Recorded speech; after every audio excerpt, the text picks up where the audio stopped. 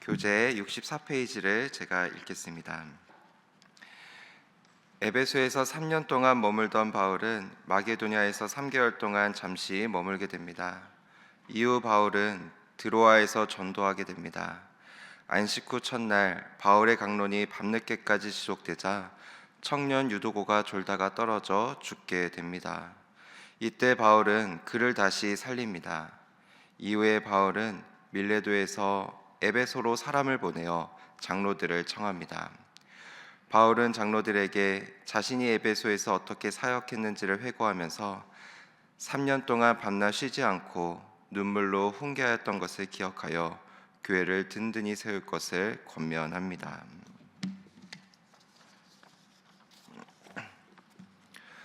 오늘 설교의 제목을 붙인다면 성령의 메인 바울입니다. 자, 20장에서 바울은 자기의 뜻대로 살아가지 않습니다. 성령에 매여서 성령의 인도하신 대로 나아가는 것을 볼 수가 있습니다. 자, 먼저 사도 바울은 이동을 하게 되는데요. 사도 바울은 에베소에서 3년 가까이 복음을 전하였고, 오늘 본문 20장 1절의 말씀을 보시면 에베소를 떠나서 마게도냐로 갔다라고 말씀하고 있습니다. 자, 그러면 이 이동 경로는 어떻게 되었을까요? 에베소를 거쳐서 이제 마게도냐로 가게 되고요. 그 마게도냐에서 헬라로 이동을 하게 됩니다. 자, 마게도냐는 빌립보, 데살로니가, 베레아 등이 있는 도시이고요. 그리고 헬라는 고린도가 있는 아가야 지역을 의미합니다. 자, 에베소에서 마게도냐를 거쳐서 헬라로 왔다. 여기까지가 2절까지의 말씀입니다. 그리고 3절을 보시면 고린도에 3개월을 있은 후 배를 타고 수리아로 가려고 하였으나 자기를 해하려고 하는 유대인들이 있어서 다시 마게도냐를 거쳐서 돌아가게 됩니다. 자, 그리고 그 중간에 드로아에 도착을 했습니다. 드로아에서는 한 가지 사건이 일어납니다. 드로아에서는 바울이 말씀 사경회를 열게 됩니다. 많은 사람들이 바울이 이야기하는 성경 이야기를 듣고 있었습니다. 근데 그 말씀이 얼마나 탁월했는지 밤 늦은 시간까지 말씀을 전하는데 집에 가는 사람이 없었습니다. 근데 그때 3층 창문에 걸터 앉아 있었던 유도고라는 사람이 졸음을 이기지 못하고 떨어져서 죽게 됩니다. 굉장히 이제 충격적인 장면이죠. 근데 더 충격적인 것은 그가 떨어졌는데 죽게 되었다라는 것입니다. 기절한 것이 아니라 실제로 죽었습니다. 그때 바울은 떠들지 말라, 생명은 저에게 있다 라고 말을 하면서 이 죽은 아이를 위해서 기도하였습니다. 바울은 현장에서만 설교만 하는 사람은 아니었습니다. 아픔의 현장 가운데 바로 뛰어 내려와서요, 유도고를 끌어안았고 이 청년을 위해서 엎드려서 기도를 했었습니다. 그때 이 청년이 살아나는 기적을 보이게 됩니다. 자, 바울은 한 영혼을 정말로 귀하게 여겼던 사람이었습니다. 그래서 그 영혼을 위해서 바로 뛰어내려갔던 사람이었었죠. 이 바울이 에베소 교회 장로들에게 고별 설교를 제가 이따 또 말씀을 드릴 텐데요, 설교를 하게 되는데 그때 서두에서 이렇게 말씀을 시작합니다. 18절의 말씀인데요, 중간쯤 보시면 내가 항상 여러분 가운데서 어떻게 행하였는지를 여러분도 아는 바니, 이렇게 말씀하고 있습니다. 자, 자세히 보시면 내가 어떻게 말하였는지를 아는 바니, 이것이 아니라 내가 어떻게 행하였는지를 아는 바니, 이렇게 말씀하고 있습니다. 이것은 그들 앞에서 보여준 삶을 이야기하고 있는 것이었습니다. 그러니까 바울은 말로만 탁월한 사람이 아니었습니다.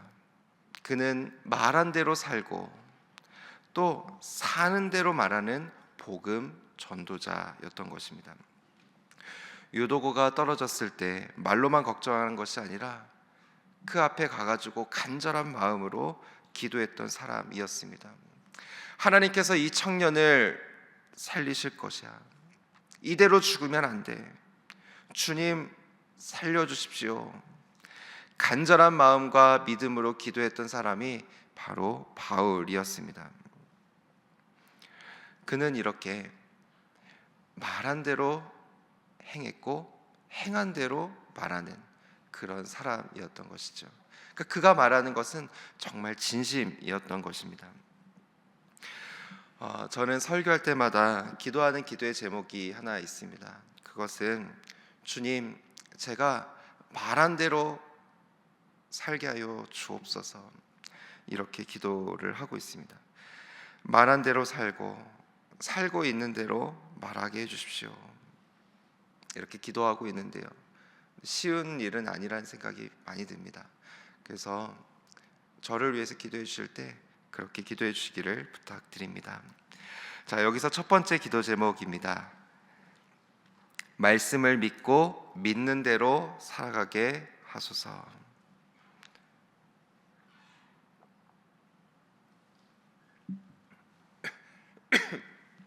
말씀을 믿고 믿는 대로 살아가게 하소서.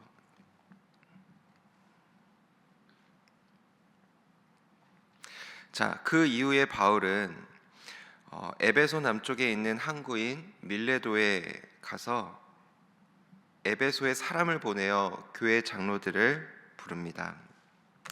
그곳에서 바울은 에베소 교회를 위하여 밀레도 고별 설교를 하게 됩니다. 내용은 크게 세 가지로 나눌 수가 있습니다. 첫 번째는 18절부터 21절까지인데요. 에베소에서 행한 자신의 복음 사역을 정리합니다. 22절부터 25절까지 바울이 자신의 장래를 예견하면서 작별을 알립니다.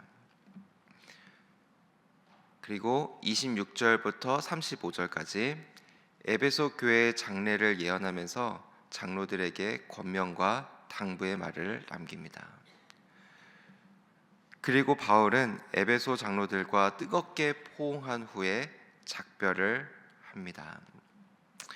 자, 오늘은 바울의 설교 중에서 몇 가지만 함께 나눠보겠습니다. 먼저 19절의 말씀을 함께 읽어보겠습니다. 19절의 말씀입니다. 함께 읽겠습니다. 시작. 곧 모든 겸손과 눈물이며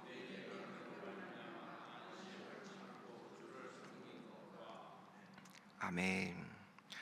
바울이 에베소 교회를 위해서 행한 것은 무엇이었는가?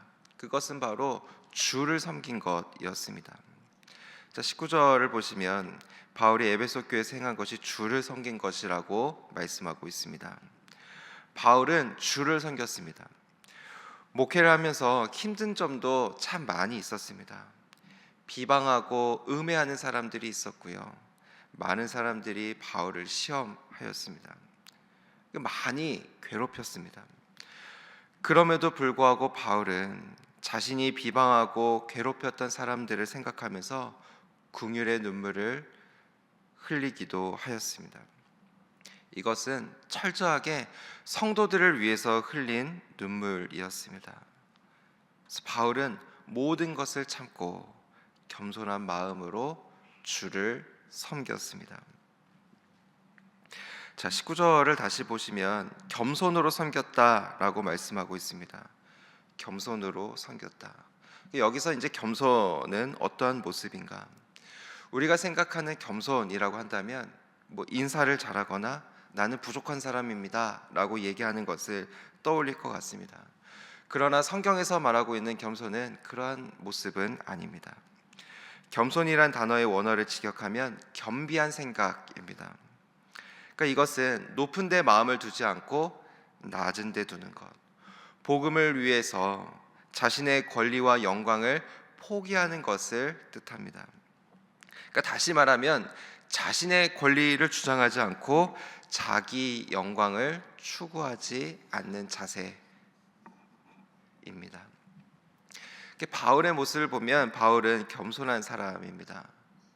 자기 유익을 취하는 것을 볼 수가 없기 때문이죠.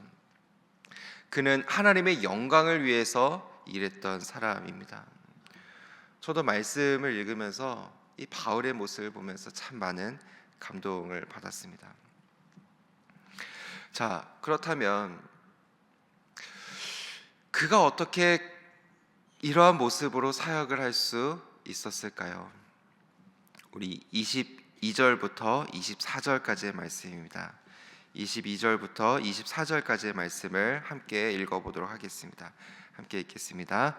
보라, 이제 나는 성령에 매여 예루살렘으로 가는데 거기서 무슨 일을 당할는지 알지 못하노라. 오직 성령이 각 성에서 내게 증언하여 결박과 환난이 나를 기다린다 하시나 내가 달려갈 길과 주 예수께 받은 사명 곧 하나님의 은혜의 복음을 증언하는 일을 마치려 하면은 나의 생명조차 조금도 귀한 것으로 여기지 아니하노라. 아멘. 자, 22절 보시면 나는 성령에 매였다라고 말씀하고 있습니다. 그는 성령에 매여서 살았습니다. 성령님께서는 그에게 예루살렘으로 가면 결박과 환난이 기다린다라고 말씀해 주었습니다. 그러나 바울은 두려워하지 않고 자신의 생명조차 귀하게 여기지 않으면서 복음을 전하는 일에 최선을 다하겠다고 결단합니다. 그는 두려움이 없었습니다. 왜 그런가? 성령에 매여 있었기 때문입니다. 성령에 매여서 살아가는 삶은 자신이 원하는 대로 살아가는 삶이 아닙니다. 나의 생각과 욕심과 권리를 다 내려놓고 주님을 따라가는 삶입니다. 자, 바울의 이전의 삶을 살펴보면 그는 다메섹 도상에서 예수님을 만났습니다. 근데 그 이전의 삶은 자신의 삶을 살았습니다. 자신의 욕심, 자신의 생각, 자신의 죄에 빠져서 살았던 사람이었죠. 행복해 보이고 자유로워 보이나 실상 죄의 종로로 타는 그런 삶을 살았던 사람입니다. 그러나 이제는 완전히 변화가 되었습니다.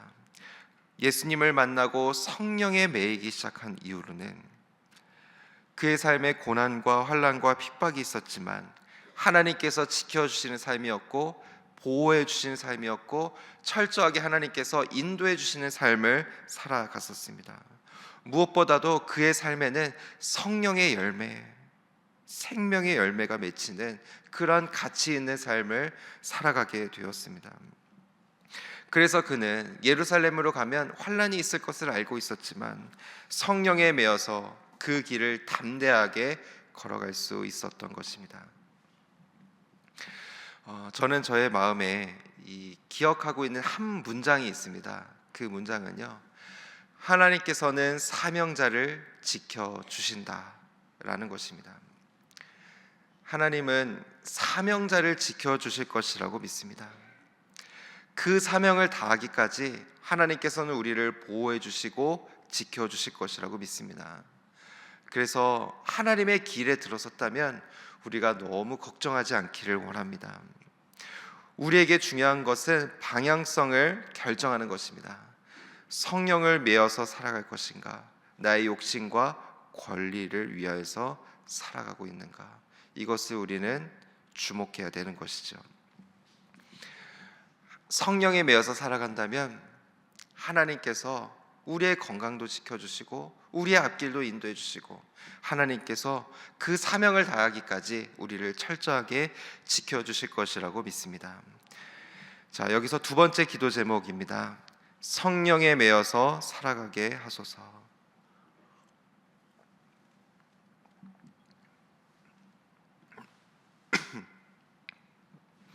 성령에 매여서 살아가게 하소서.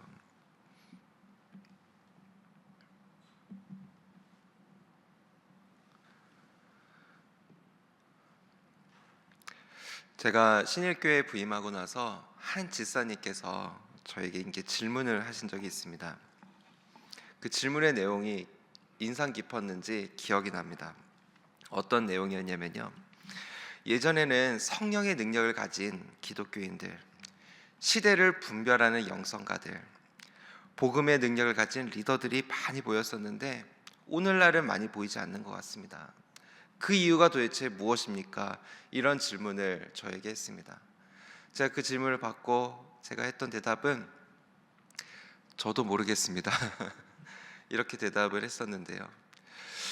그리고 나서 어떠한 대답을 드렸던 것으로 기억이 납니다. 그런데 오늘 본문의 메시지에 힘입어 그 질문에 답을 한다면 그것은 성령의 메인 자들이 오늘날은 많지 않기 때문에 그렇지 않을까라는 생각이 듭니다. 성령에 매여서 성령님 나를 인도하소서 이렇게 고백하는 사람들이 많이 없습니다. 자기 생각, 자기 계획, 그리고 휴대폰으로 검색해서 무엇이 좋다더라, 심지어는 무엇을 먹을까도 휴대폰에게 물어봅니다. 맛집 찾아줘 해가지고 리스트를 찾아서 가곤 합니다. 이렇게 자신의 길 기도하고 결정하는 사람들이 많이 없지 않은가 그런 생각이 듭니다. 사도 바울처럼 성령님께서 인도하신다면 나는 고난까지도 각오하겠습니다, 이런 결단할 수 있는 사람이 많이 적어졌다라는 것이죠. 그러니까 하나님께서 인도해 주시는 삶이 아니라 나의 계획대로 살아가고 있는 것입니다. 그렇기에 순종의 열매, 생명의 열매, 성령의 열매가 맺혀지지가 않는 것입니다. 사도 바울이 3차 전도 여행을 했습니다. 그 여행의 내용들을 살펴보면 수많은 기적들이 있었습니다. 많은 사람들이 복음을 믿게 되었습니다. 그것은 바울이 성령에 매여서 순종했기 때문에 순종의 열매가 맺혔던 것입니다. 성령에 매인 사람 그리고 매이지 않는 사람과의 차이점이 있다면 그것은 열매를 맺고 있는가입니다.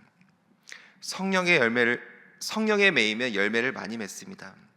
많은 사람들이 복음을 믿게 되고요, 병든 자들이 치유되는 기적이 일어나고 은혜의 파도가 일어나게 됩니다. 그런데 성령에 매이지 않는다면 겉으로는 완벽한 계획처럼 보입니다. 그러나 성령의 열매가 맺히지 않는 것입니다. 여러분은 성령에 매인 사람들입니까? 아니면 자기 계획에 매인 사람들입니까? 바울이 고난이 있었지만 성령에 매여 있었기 때문에 성령에 매여서 살아가는 삶을 살아갈 수 있었습니다. 저는 저와 여러분이 성령에 매여서 하나님의 인도하심을 받아서 살아갈 수 있는 그러한 축복이 있기를 주님의 이름으로 축원합니다. 여기서 세 번째 기도 제목입니다. 순종의 열매를 맺는 삶을 살아가게 하소서. 순종의 열매를 맺는 삶을 살아가게 하소서.